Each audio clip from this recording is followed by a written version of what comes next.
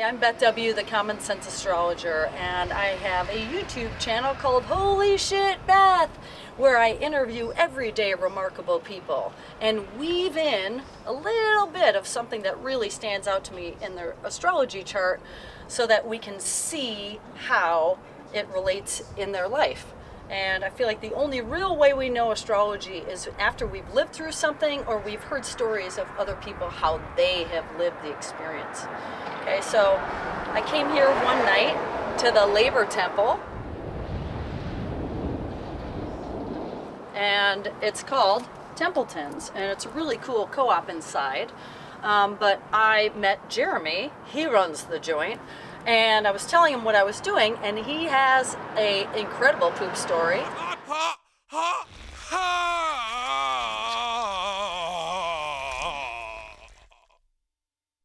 My God. And I also looked at his chart, and there's something very significant in his chart that really stood out to me. So I asked him about it, and he had this unbelievable story that you can't make this stuff up, all right? So I wanted to kind of show you around.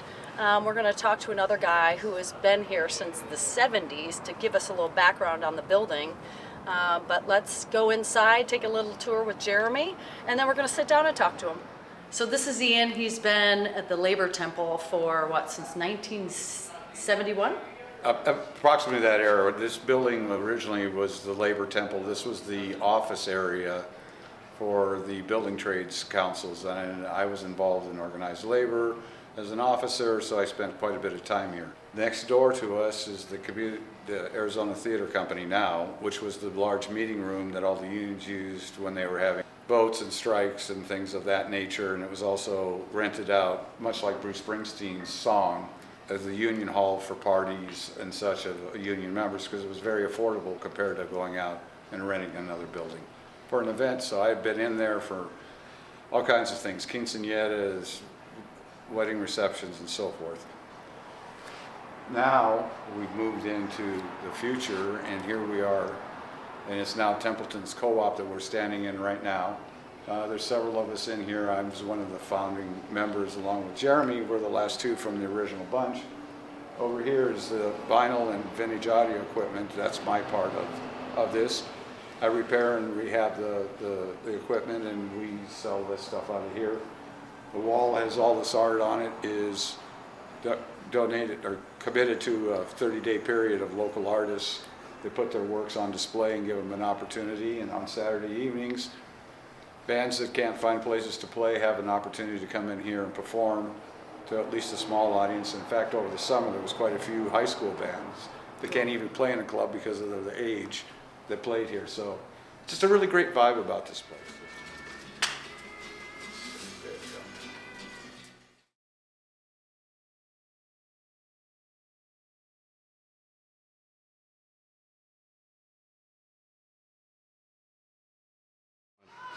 So this is Jeremy Thompson, and he runs the joint. This is the Templetons in the Labor Temple. And so we wanted to show you around. This is actually a really cool spot. It's been around for a very long time. And at one time it was an automotive dealership, like you said, and now it's into a co-op. So there's vintage stuff.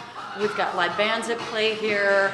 And that's what drew me in is Manslaw, some friends of mine, played here one night. And then I met him, told him what I wanted to do with my YouTube channel, and he had a couple stories from me that I thought were remarkable. And holy shit. So here we go. We're going to take a little tour, but this is Jeremy Thompson. Sure. Hi. All right, so welcome to Templeton's. Yes, we run this as an informal co-op. We're looking to explore how to turn it into a formal legal co-op that essentially it operates based on members who pay a fee, volunteer hours, and then they keep 100% of their sales. Awesome. And it gives them an opportunity to run a business downtown, to do pop-up events, to put on performances, and to form community. Yeah. And I think in cities like Tucson, as we see it becoming more and more corporate and more commercial, that having artist spaces like this, small businesses that are independent, and that are kind of run by people who share similar passions and so on, is something that if you can do it, you should do it. Absolutely. So this is the space that we occupy now. Really? They've got a civil war circle. What did they come out? So this is the entryway lobby to the Labor Temple itself. This building is owned and has been operated by the Peterson Family Trust for over 30 years, maybe 40 years now. Their intent is to keep it as an artist-occupied space for both small businesses and for studio use. So this is the sound post here as well. Appreciate it. Oh, Richie. And here we are with Jeremy Thompson, and when I told him I wanted to do a podcast for Holy Shit Beth, he says, oh my God, I've got a story for you. So I thought, oh, I want to interview him in my series of Everyday Remarkable People.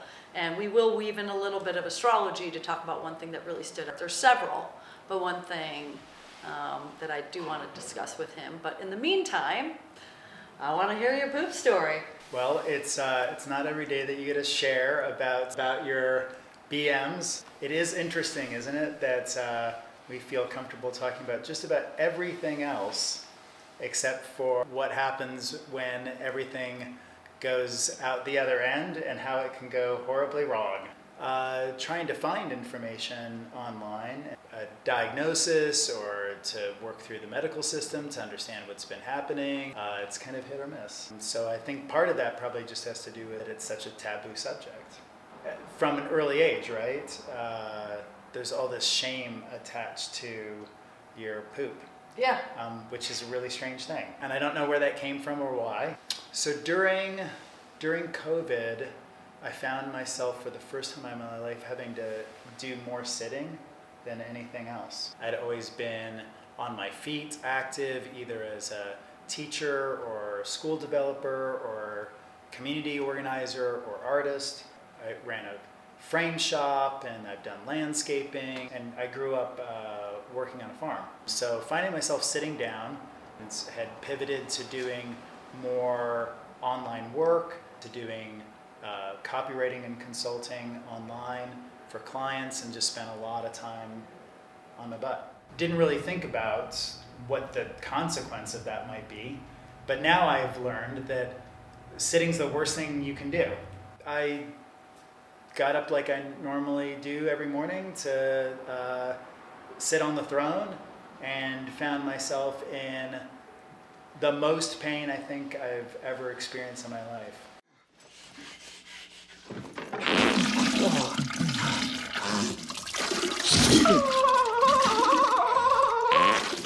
Except for probably prior to that, I had a burst appendix. And didn't seek treatment for it for 2 weeks.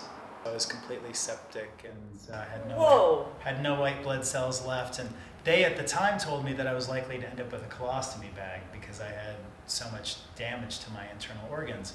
But that didn't happen. I was fairly healthy and in good shape then. Took some time to recover, but then was fine. And it was like pooping glass. It was awful. It was awful. When my appendix burst, I had been leading a group of students on the U of A campus for a camp program that I had developed there called the Studio School, and we used the U of A campus as a learning laboratory and took kids around. By the end of that day, I was feeling pretty rotten. Then that night, woke up in the middle of the night, just losing it in both ends, and passed out on the floor. And I thought it was like a heat stroke or something like that. And then spent the last 2 weeks starting to feel a little bit better, and then getting worse and better and worse. And apparently what was happening was my white blood cells were forming a pocket around the growing infection. So after 2 weeks, I was completely septic and had to be hospitalized in emergency surgery. They told me I had like maybe 30 minutes to live kind of thing. So anyway, so I recovered from all that pretty well and put that in my rearview mirror. And one morning out of the blue, I woke up and this happens. of course, I was terrified. What does this mean? Rightly so. Yeah. And started immediately trying to get answers and seek medical help and so on, and was told that it might be a fissure or internal hemorrhoids or something like that. But I would continuously make the point that, well, maybe all that's true, but basically my sphincter was just completely like seized, just shut. So we did an endoscopy and a colonoscopy and this and that, and they wanted to do some banding on an internal hemorrhoid, but they couldn't because you couldn't even get like a finger up there. It was that bad. And so I came to find out that there can be this nerve-related thing that can lead to this, like a seizure in your colorectal muscles, and that there was really nothing that anybody could do about it, except I could alter my diet. And so for about, I'd say altogether maybe a year, every morning was a ritual of pain, discomfort, and sweats and breathing exercises and trying to keep my bowels loose and losing weight because I didn't want to eat too much and trying to go to liquid diets. And then afterwards, it could last all day or part of the day where I would just have so much pain, I couldn't sit. I couldn't sit still. I had nerve pain that ran through my legs all the way to my feet. My vagus nerve would get triggered, and I'd have like shortness of breath. I'd break out in sweats. It was just the worst thing in the world. And the fact that I couldn't get any help for it. It was just like, good luck with that. And it was really hard to find out information about it too. Like, well, what could you do, if you wanted to try to treat it yourself, since they weren't providing any solutions. There was a point where I felt like it would have been better if it was like a diagnosis of like a colon cancer or prostate cancer or something. Like, great, you can cut it out, we can start over kind of thing. But that wasn't the case.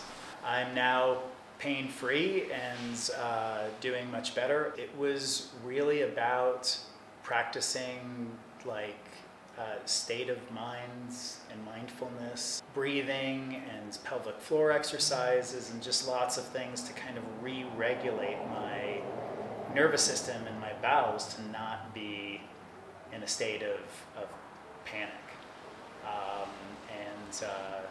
So yeah, it's been an incredible journey about something that I never thought in a million years I would have had to deal with, or that it would have been so hard to get real answers, to get appointments, to get a diagnosis that kind of never came, to then just kind of piece together little bits of information on the internet and come up with my own like strategic plan for what worked and what didn't work. And I think the biggest part of the healing process was acceptance, right? That this is happening. Yes. Yes. And to do my best, kind of let go and there's always a metaphysical and give component. in and yeah. So was there something, like I feel like we all carry stuff in our body, and a traumatic event or a change of lifestyle or something can sometimes have an effect on our body without us knowing it. And sure. So was there something coinciding, an event or situation that would have caused this? Yeah, so I think sitting had a lot to do with it. I think the stress of COVID and lockdowns and alienation, and I didn't have this. I had another space where I was doing something very similar, and that had to shut down during COVID. Mm-hmm. I'd obviously also lost my job. The framing shop that I was running had to close down because of supply chains, and they couldn't have customers in, and you couldn't go into people's houses anymore to hang art. Loss of community. So I think, and this is probably true for a lot of people still, is that a shutdown like that is like a shutdown of not just your ability to make money, but also your ability to connect with people. It's a shutdown of your humanity, a shutdown of being able to communicate and interact. I don't live in fear, but I definitely I was living in a lot of fear during that time. Yeah. Well, my thing with poop is like, I know people and I have friends that will like crap once a week, and I'm like, oh my God. That like, sounds crazy, right? It's crazy, and it's like normal, or even once a day. I think if we are hydrated, we eat well, we take probiotics, whatever it is. And I also feel like respect the toilet. Like if I'm out and I take a crap and there's a brush and I leave stains, like I will clean it up and I will wipe down the toilet if I need to, because I feel like we need to respect the toilet for the next person that comes in. And so many people like abuse the toilet, and it's shame on you. That makes an awful lot of sense too, I think, right? Yeah. Yeah. Yeah. Thank you. Yeah, for sure. Okay. Now we're going to go into the astrology portion. Hi, Beth W. here. I take astrology very seriously, and I believe that it is a powerful tool of insight and guidance. I'm legally required to state that astrological readings provided by myself, ReadingsbyBethW, and CommonSenseAstrology LLC, are for entertainment purposes only. Astrological consultations by Beth W. and CommonSenseAstrology do not constitute, do not replace, and should not be construed as financial, legal, medical, psychiatric, psychological, or any type of professional advice on any subject matter. If you require such advice, please consult a licensed professional. Myself, Beth W., is not responsible for any damage arising from any actions taken by a client following an astrological reading. Again, these are for entertainment purposes only. Thank you and enjoy. Because I'm an astrologer, I wanted to look at Jeremy's chart, and there's one thing that really stood out to me. Actually, there's several, but one thing in particular that stood out, which I like to talk about Mars, because it is our assertion, our energy, how we initiate, but also our dick energy, testosterone. All right. Okay, Yeah. so we got to go. Okay. And yours is squaring Mercury. And so Mercury is how we think, how we learn, how we communicate, how Okay. we relate, how we take in information, ... because it means other things. But it also can represent siblings.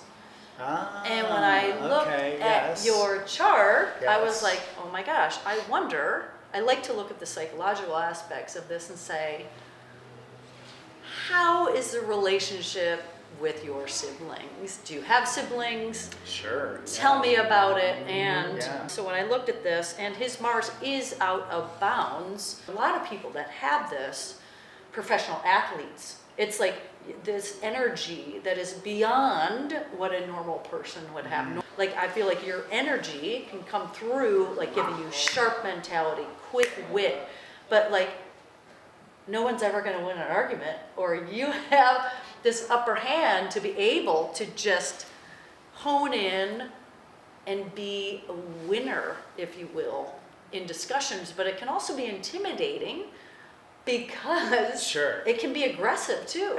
Winning arguments often leads to losing the war. Yes. 100%. Yeah, it's a tricky thing because if you can do it, right, it's hard to not do things that you can do well. It's hard to resist the impulse to do something that you perceive as being a successful strategy if you're not going to take the time to reflect on the fact that, oh, well, the data actually tells me that I win plenty of battles but lose tons of wars. You can never know with other people whether or not, like, the downstream side effect, that you can feel like you've been successful. And I would suppose, like you mentioned, athletes too. I think you can feel like you've been successful because you've won something, but you really have to take stock and weigh it out on what's been sacrificed, how many things that you've had to reject or control in order to achieve those goals. So that all makes sense to me. But the relationship with the sibling. Yes. Yeah. Okay. I have a twin sister. Okay. I have a twin sister. Is it just the two of you? Yeah. Okay. I grew up with a few step siblings. Interestingly, two of whom were also twins around the same age. A boy-girl pair of twins, which is just you, like you. Very strange. Yeah. We never lived together for any extended time, and they would visit, but so it was really just my twin sister and I. Okay. Until I was 15. Okay. A twin sister. She was born first. So any childbirth has like its own storytelling, and then there's myths around it and all of that, you know. In the case of my sister and I, she was born first. I was breech and had my umbilical cord wrapped around my neck. Wow. And so by the time I was delivered essentially stillborn, not breathing, completely blue, essentially dead. I think it took some time to revive me, and then I was incubated for about 2 weeks, I think. And this was at Johns Hopkins in Baltimore. And at the time, this would have been one of the few facilities in the country that actually was equipped to handle these kinds of Wow. cases. So I could have been born in a small hospital in Des Moines or something like that, and they probably wouldn't have been able Do anything about revive me. Or, yeah. In fact, my mother was due to, she was going to go fully pregnant to Woodstock, and so should that have happened there, the history of America would have been rewritten as the dead baby in the field. So, which would not have been the summer of love at all. No. So yeah, the story was that my older sister tried to kill me in the womb to have. Holy shit! Holy shit! You can't make this stuff up, You can't right? make this shit up. Damn, Yeah, you can't make this shit up. I mean, there's other aspects in here, obviously, but this is something that really stood out. When you told me the story, I'm like, damn, holy shit, because you could never, like, make that up. You just can't make that up. No, I don't know who would want to. No, but also, I feel like you've lived these 9 lives. So, but I love it. I absolutely love it. I do feel like I was called to do this in a very relatable way, objectively and inclusively. I will read for anybody. I don't hold any prejudice against anybody, and will help and guide people as much as I can. And if you'd like a reading with me, my website is ReadingsbyBethW.com. And I'm grateful that you have made it through, and we've been able to do it. And what is it, Saturday nights from 5 to 7? We've got local bands, and it's a really, really cool community here. And just to come out and check out, I love, just being able to use and consignment older things that have value, and nothing is made to the quality of what they used to be, not only the materials, but the artisan. Well, thank you, Jeremy. Thank you so much. I am so grateful that you shared your space and your stories with us. Absolutely. It's really Yeah. incredible. I would encourage anybody to just be open enough and willing enough to share a bit of themselves, so that it gives permission for other people to do that too. Yeah, and that's what makes him remarkable, my friends. So come see us at Templeton's, and be well. And if you'd like a reading, ReadingsbyBethW.com. Thank you so much. Holy shit, Beth. Holy shit, Beth. Holy shit, Beth.